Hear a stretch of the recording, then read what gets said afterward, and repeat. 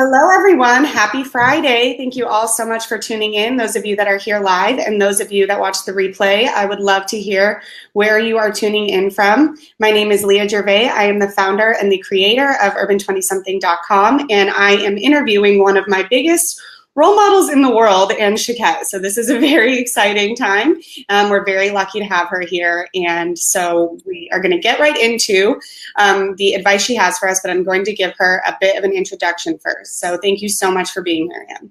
I'm excited. Good, great. Okay, so for those of you that might not know, Ann has been at the front lines of a revolution in the media industry and in the lives of young women. I have heard her put it that she is the Jane Goodall of millennial women.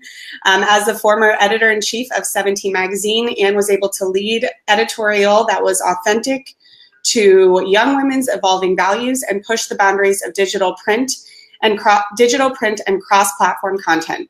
She has been named one of the most powerful U.S. fashion magazine editors by Forbes.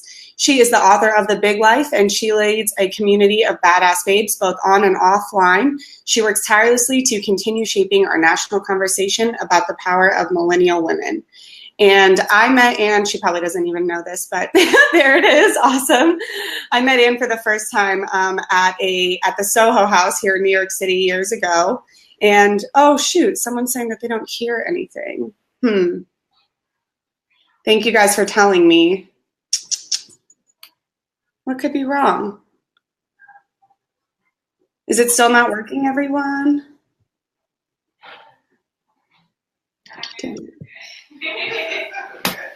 Oh, well, everyone, thanks for saying hello. Okay, you guys still don't hear anything?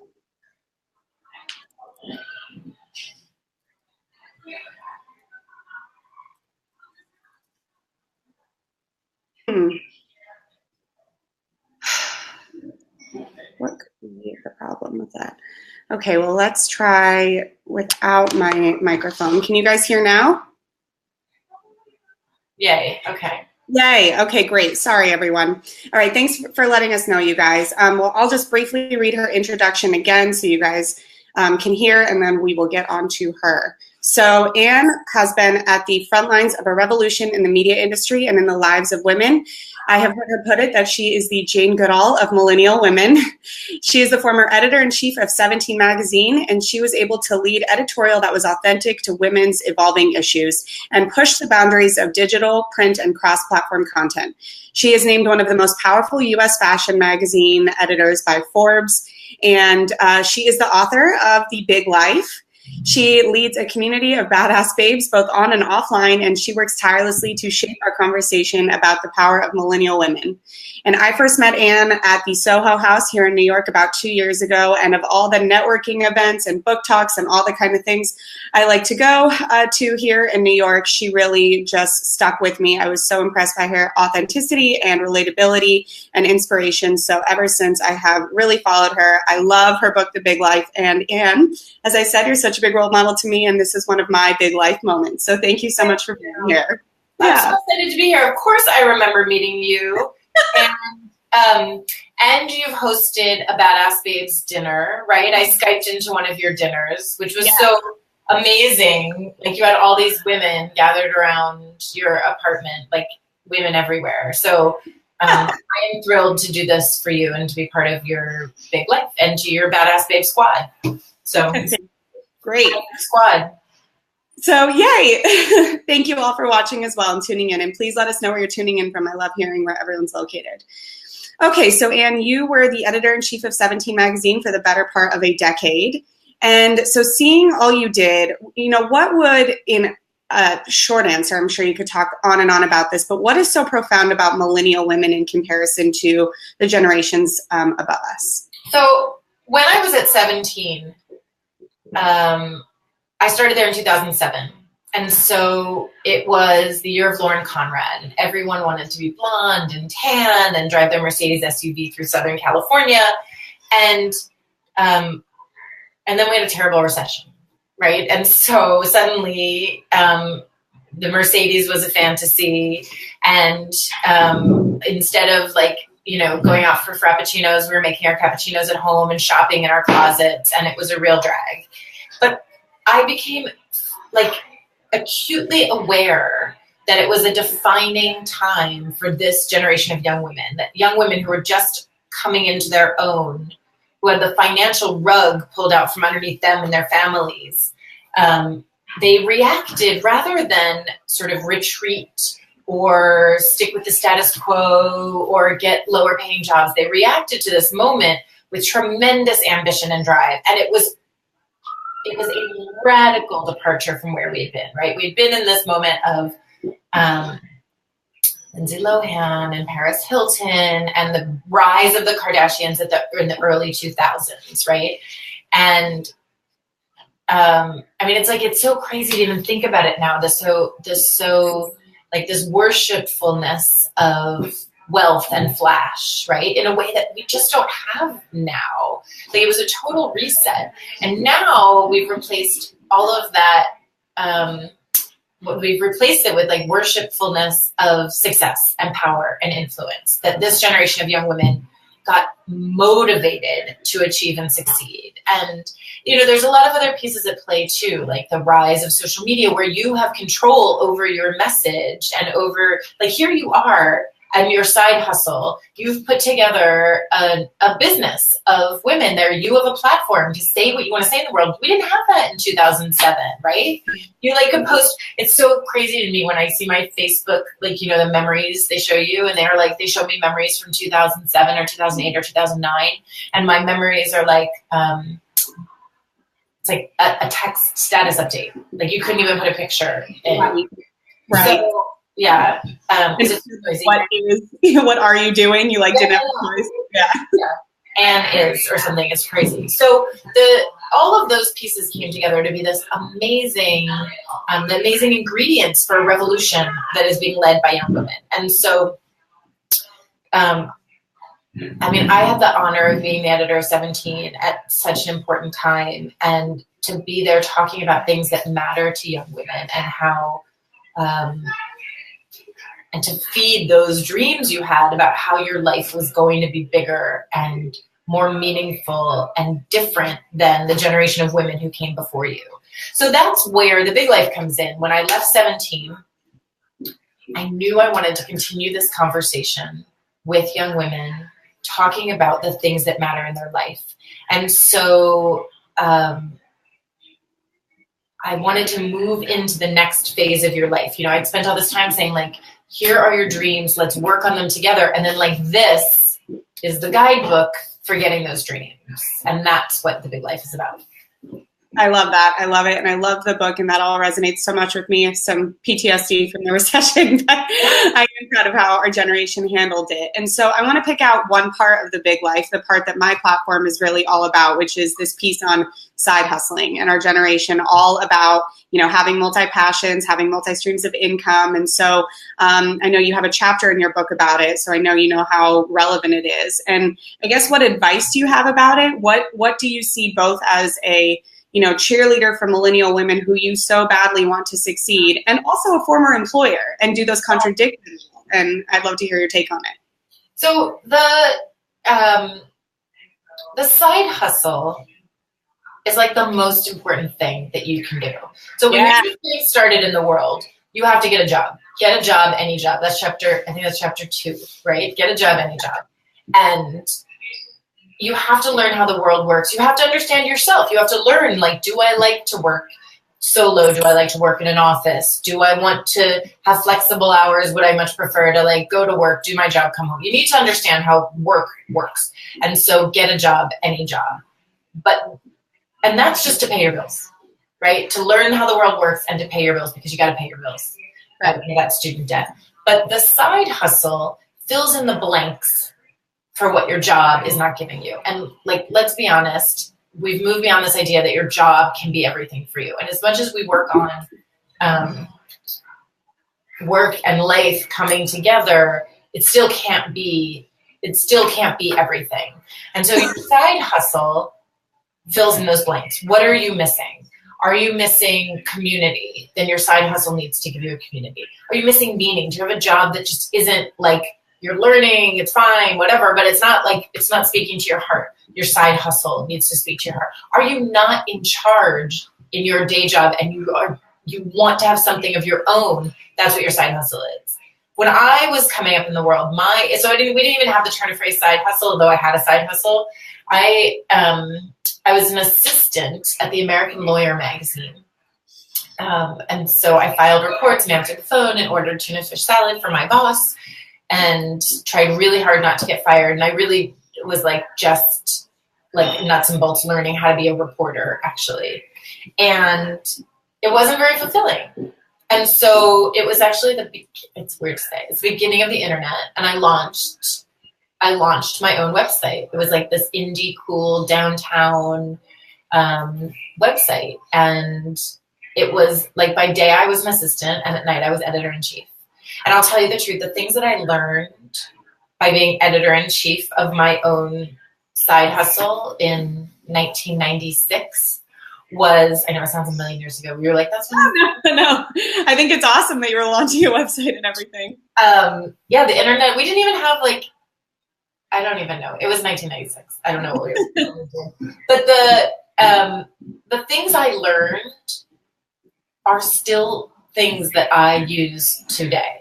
I learned how to manage a team. I learned how to motivate people. I screwed up how to motivate people. I screwed up how to manage a team. I didn't know what people were interested in reading, and I figured it out. And all of those things that I learned by figuring out business on my own are still things that I, to this day, use. And frankly, it helped me get ahead in my business. It's the same way you're going to use your side hustle now. It gives you something more interesting to talk about at a meeting, right? Yeah. You're I did my work. It's excellent. But let me tell you about this passion project I have where I learned X, Y, and Z, or I have access to so-and-so, or this thing that is interesting to your company, but you can't get them to let you do it. So now you just do it on your own steam. That's a side hustle. Awesome. I love that definition of it. I couldn't agree more with everything that you said. I don't know what your day job is. Can you say what your day job is? Does everybody else out there know watching what your day job is? I hope my echo's not bad. Can you hear me okay? I might mute it. Okay, I hope everyone's hearing me okay. I feel like my echo's really bad. But anyway, yeah, my day job is, I love my day job. I work at a nonprofit. I work with foundations in New York, and we do a lot of work locally and nationally. We do a lot of professional development, and I mean, that's why I've stayed there, is because I actually love it, which how often do you hear that in New York? Not very much. And so your side hustle lets you explore editorial, lets you figure out a new tribe of people that you want to work with, lets you be the boss. Yeah, I mean, all of the above. I've had such a journey that has gotten me to where I'm at right now with it, and, really growing it to where I make even more from it now than I make from my day job, which was definitely not who I thought it was going to be. I thought that I was going to kind of have this for fun blog while I was going through a confusing time in life. So seeing it grow, I mean, the whole reason I started it was because I wanted to start a platform for, 20-somethings or 30-somethings that were going through what I call a quarter life trap, which is not where things are bad. Nothing's bad, but it's where things are fine, and how easy it is to get stuck in that just limbo and stay stagnant because you have a decent job, because, I had a boyfriend, because I liked living in New York.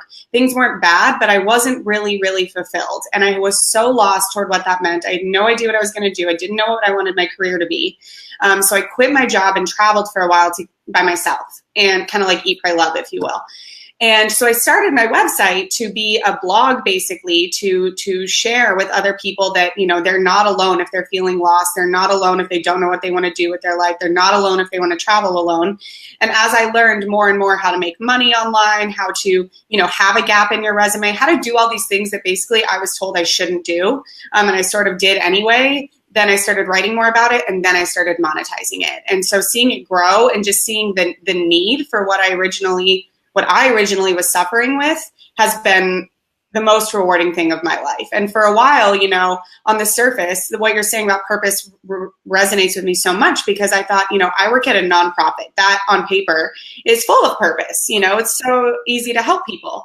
But what I think is sort of my zone of genius, or what I love the most, is helping people make the most of themselves. And that's now what I do with my side hustle every day. And so it's just, you know, at first I was like, am I really going to, you know, work around my nonprofit, like just posting things on social media? You know, it can seem a little bit like not as prestigious, but it's so much more than that. And it just took me a while to really find that. That's awesome. Good. I'm glad that it's like turned into like a money-making business for you. It's amazing. Thank you. Yes, it's been absolutely incredible. Side hustle doesn't have to, though. I don't want everybody to think that like your side hustle has to be a business, right? I mean, it's great if it does, right? It provides you with an off-ramp. But the important piece of your side hustle is not making money. It's paying yourself in self-respect. I love that. And I could not agree more. That's beautiful. That takes the pressure off of it, because what's so great about having a side hustle is that you have a day job. You're not needing to make money. You're not relying on it. And so that desperation doesn't come out in you like it can a lot of young entrepreneurs. And so that's what's so, I think, incredible about the opportunity. There's low, you know, overhead costs, and you have your day job money. You know, I know it's not the easiest thing to juggle it all, but like, it's not like you're not going to know where your next paycheck is coming from. So you have this room to experiment with yourself, with your business, with what you're interested in. That's just remarkable. And especially when you're young and you don't have a mortgage or kids, I mean, I think that everyone should take this opportunity. Yeah. And so I want to ask you a question a little related to this. I know that you didn't, you know, start the big life while you were editor-in-chief of 17 magazine, and your progression was quite different than people starting a side hustle and then making it their full-time job. But do you have any advice or things that you want to share about that transition of a very structured 9-to-5, you know, 17 is a big organization within a big organization, to now you're a full-time entrepreneur, and what was it like? Yeah, so the biggest personal thing for me was to recognize that I had something to say, and I didn't need a brand to say it, right? That being at 17, it was always about what's right for the brand and what's right, and that was my job. And that's a tremendous honor. But that separate from 17, what I brought to the conversation, the way that I envisioned that magazine and shaped that brand for so many years, I needed to figure out what pieces of that were me and what was 17. And it took me a minute, the thing that was so grounding for me and that was so clarifying was what unites us are these universal feelings of wanting to make our mark on the world, wanting to do something so big, so badly, and not knowing where to start. To know that you have the power inside yourself, and to not be able to figure out how to have that expressed in the world, particularly when I hear from so many young women that they see obstacles in their way, right? They see people who don't support them, bosses who aren't interested in like moving them forward, people who see them as transactional cogs to just fit in the wheel of work, rather than see them as human beings with something amazing to contribute and to nurture their growth in the world. And beyond career, also the way young women see life and love and money and sex differently. Right. And so first of all, it was very freeing for me to be able to talk about life and love and grown up things about sex. That was kind of like a nice thing for me to be able to grow with you into the next phase of your life. But the shift from being at a big brand to being a personal brand, right, is different. It's different. I don't know how to say it. It's not. I there are great benefits to both, right? There's a lot of benefits to being a big brand, but it is so rewarding to know that I have a direct connection with my audience and with my tribe and my badass babes. Is everybody who's watching signed up to be a badass babe? I will go ahead and drop, would you like me to drop the Facebook group or the email sign up below this in the comments? Sign up for the newsletter, sign up for the Facebook group. Yeah, I love her newsletters every Friday. Thank you. Okay, awesome. Yeah, I'm sure it's, completely different, and you've kind of had the extremes of both, where you've really had a personal brand and where you really worked at a huge tent. So I'm sure you've seen the contrast, but I think that it can feel,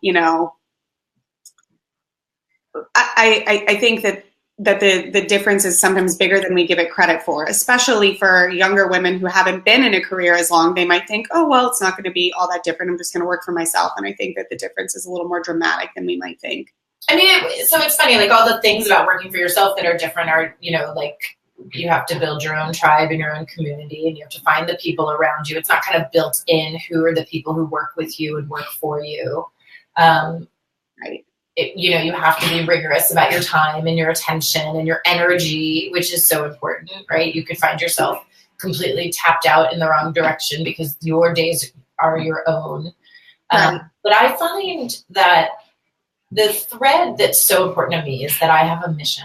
I had a mission when I was at 17, but I have a mission now. My mission is to help young women find their power and to make the world recognize it too. And I am of service.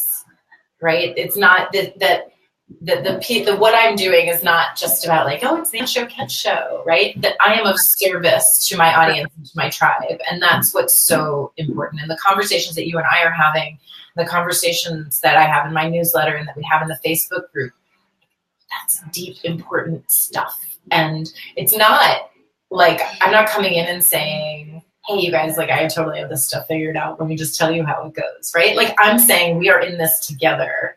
Yeah. I have some perspective and a little bit of distance from some of it, but I feel the changes that are happening in the world just as acutely as you do. Right. I have a money question. Okay. Do you have advice for people that are nervous about going from having a consistent income to then not knowing how much they're going to make each month or each week? And I think that that's one of the biggest reasons people don't jump from their side hustle to their full-time hustle, because that's so scary. How do you make it less scary? Okay, wait, it's scary. Like, you got to pay your bills and you need a safety net. Like, there's no making it less scary, except, right. And that's why, man, you need that safety net. Like, you're not going to, what do you want to do? Like, move home with your parents or like ask your boyfriend? No, we're not doing that. That's not how it goes. This is you and your dream and your career and your independence. And so you can't leave one job that pays a lot of money to go to something that doesn't pay a lot of money unless you have a lot of money in the bank. Right. Yep.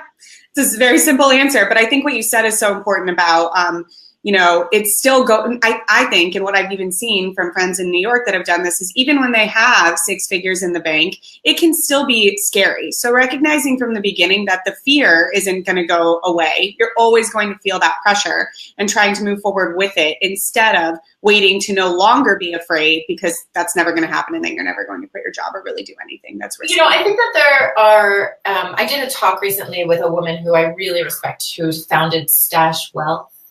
Priya Malani, and she's an investment advisor, right? And she's young, and she talked about building that safety net and working on things that are important. And I'm not plugging her business. I don't know anything about her business, but I listen to people who are super dialed into that piece of the finance equation, and that that the money that you are making and demanding equal pay, frankly, or that, who cares if it's equal? Just demand a lot of pay.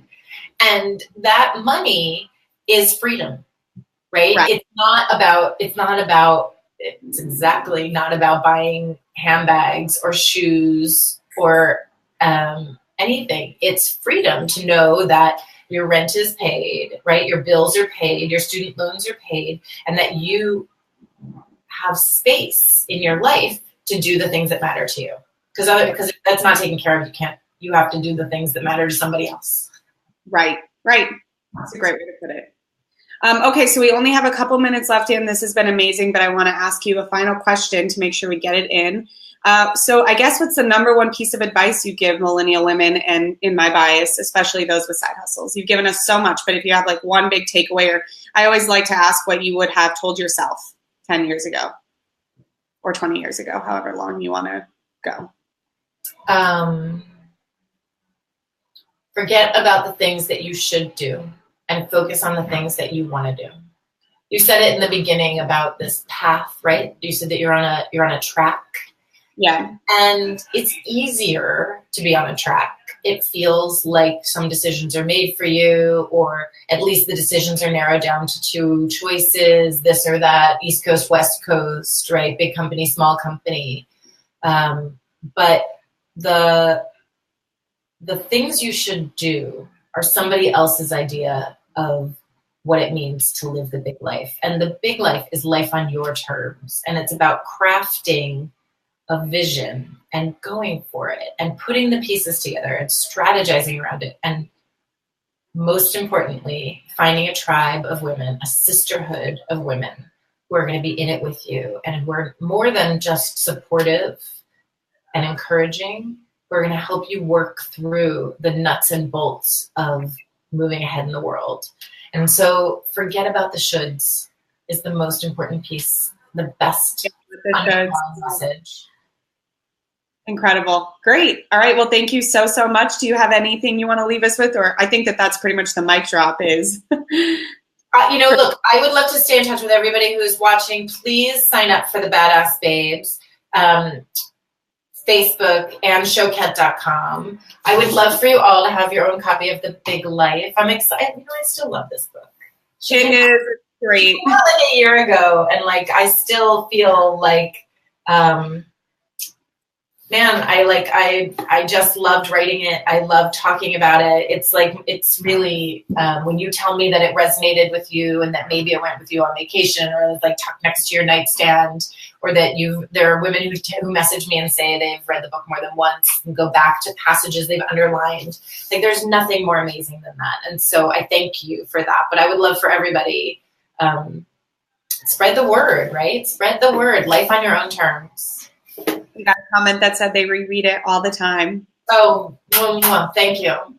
All right. Well, thank you so much, Ann. I hope you have a fabulous weekend. And everyone that's watching, you can find her group in what I posted. And as I get off, I'll post her website as well so you can sign up. And I will see you guys in her Facebook group. Thank you. Thanks so much, Ann. Bye. Bye.